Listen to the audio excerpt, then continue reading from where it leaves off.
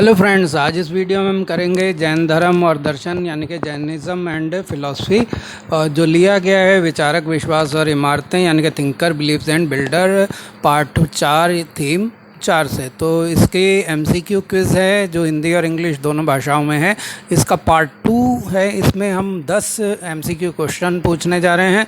Question exam की दृष्टि से बहुत महत्वपूर्ण है। आपको हर क्वेश्चन का जवाब देने के लिए 5 सेकंड का टाइम मिलेगा और उनको जो है आप साथ में काउंटडाउन चलेगा। जैसे ही काउंटडाउन ख़त्म होगा आपके पास सही जवाब आ जाएगा। तो आप अपने जवाबों को कमेंट बॉक्स में लिखें कि आपके कितने जो हैं जवाब ठीक हुए हैं। तो best of luck for your quiz.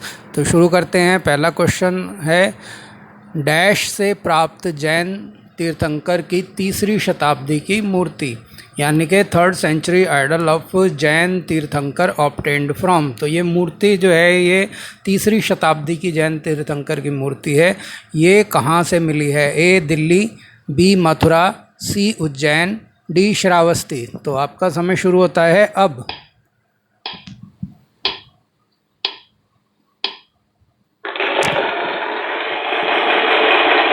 तो इसका सही जवाब है बी मथुरा। तो मथुरा से ये जैन तीर्थंकर की जो है मूर्ति प्राप्त हुई है, जो कि 3री शताब्दी की मूर्ति बताई जाती है। तो क्वेश्चन नंबर 2 है, सबसे पहले जैन तीर्थंकर कौन थे यानी कि who was the first Jan तीर्थंकर? ए महावीर स्वामी, बी पार्श्वनाथ, सी ऋषभदेव और डी नेमिनाथ। तो आपका समय शुरू होता है अब।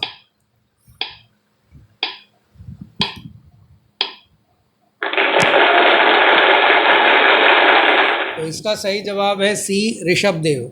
अब अगला क्वेश्चन है क्वेश्चन नंबर 3, जैन धर्म के 24वें तीर्थंकर डैश थे यानी कि the 24th tirthankar of Jainism was? A Parshvanath, B Rishabhdev, C Neminath और डी महावीर स्वामी। तो आपका समय शुरू होता है अब।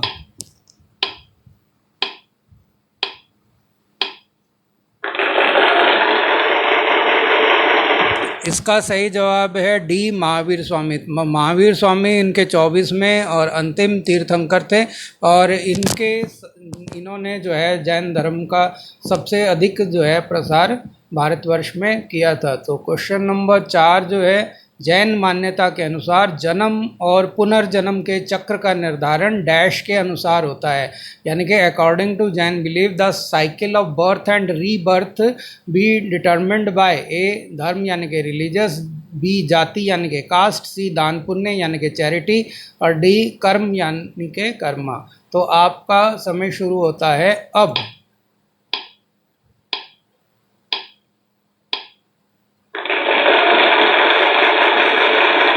तो इसका सही जवाब है डी कर्म। तो कर्म के आधार पर वो कहते हैं कि जैसे हम कर्म करते हैं उससे ही हमारा ये जन्म और अगला जो पुनर्जन्म जो होगा वो निर्धारित होगा। अगर हम अच्छे काम करते हैं तो हमारे को एक अच्छी योनि मिलेगी और अगर हम बुरे काम करते हैं तो हमारा पुनर्जन्म भी बुरा होगा और ये जन्म भी बुरा हो जाएगा। तो अगले क्वेश्चन पे चलते हैं। क्वेश्चन नंबर 5 है, जैन साधु और साध्वियों को डैश महाव्रत का पालन करना पड़ता है यानी कि Jain monk and sex have to show dash mahavratas? A panch यानी कि 5, बी कठोर यानी कि रिजिड, सी 1 यानी कि 1 और डी सप्त यानी कि 7। तो आपका समय शुरू होता है अब।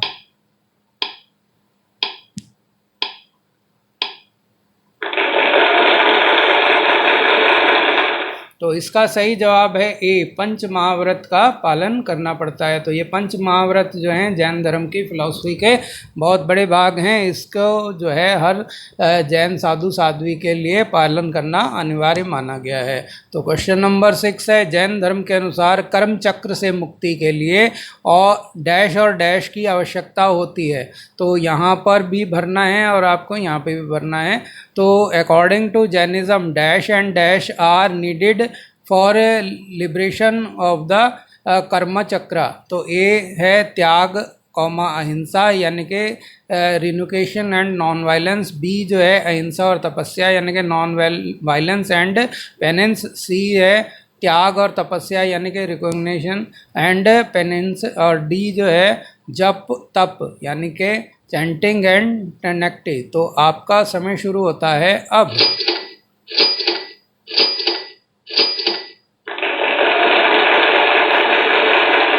तो इसका सही जवाब है सी, त्याग और तपस्या। यानी कि जैन धर्म कहता है कि अगर हमें कर्म चक्र से मुक्ति प्राप्त करनी है तो जैन फिलॉसफी के अनुसार हमारे को त्याग और तपस्या दोनों की, यानी कि त्याग की और तपस्या की आवश्यकता होगी। तो इसी से जो है कर्मों से मुक्ति पाई जा सकती है, यानी कि बार बार हमें कर्म चक्र से नहीं करना पड़ेगा, यानी कि पुनर्जन्म नहीं लेना पड़ेगा।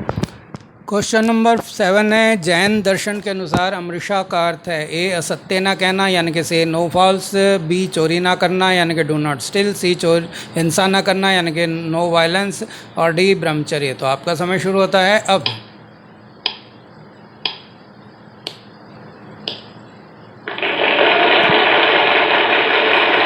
तो इसका सही जवाब है डी, ब्रह्मचर्य। यानी कि जितने भी जैन भिक्षु भिक्षुणी हैं उनको पंच महाव्रत धारण करने पड़ते हैं, उनमें एक जो है अमृषा भी है, जिसका अर्थ है कि उन्हें ब्रह्मचर्य का पालन करना पड़ता है, अर्थात वह विवाह नहीं कर सकते हैं। तो क्वेश्चन नंबर 8 है, ये चित्र आधारित प्रश्न है, एनसीईआरटी बुक में ये चित्र दिया हुआ है। तो ये उपरोक्त चित्र जो है इसमें क्या दिखाया गया है, यानी कि what is shown in the above picture.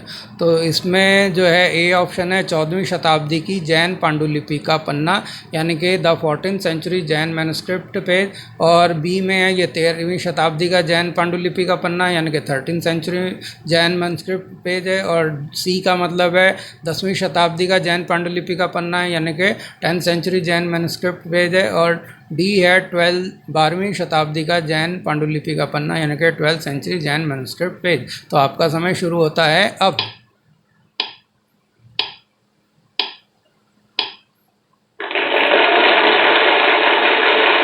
तो इसका सही जवाब है ए, 14वीं शताब्दी की जैन पांडुलिपि का पन्ना, यानी कि the 14th century Jain manuscript page.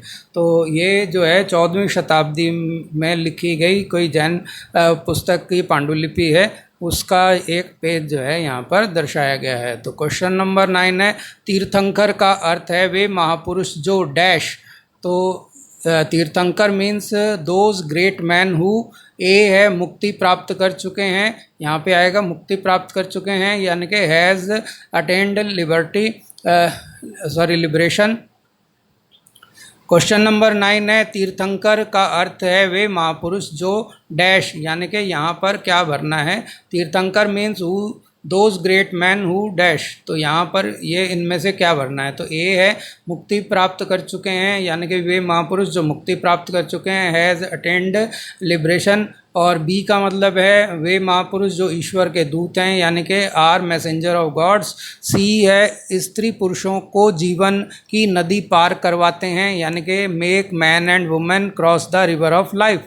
और डी जो है ये वे महापुरुष हैं जो सद्गुणों से भरपूर हैं, यानी कि फुल ऑफ वर्चुस। तो आपका समय शुरू होता है अब।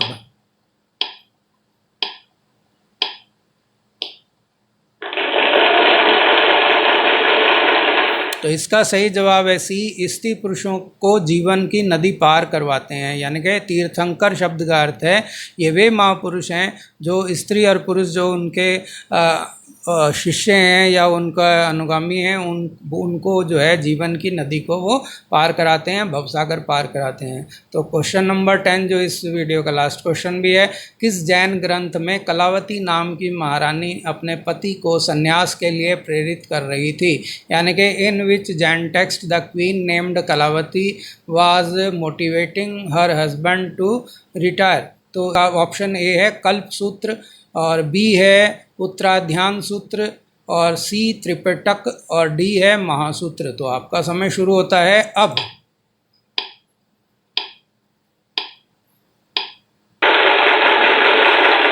तो इसका आंसर है बी, उत्तराध्ययन सूत्र। तो उत्तराध्ययन सूत्र नाम के जैन ग्रंथ में कलावती नाम की एक महारानी है, वो अपने पति राजा को ये प्रेरित कर रही है कि वो जैन धर्म में दीक्षित होकर संन्यास ग्रहण कर लें ताकि उनका जीवन जो है वो सफल हो सके।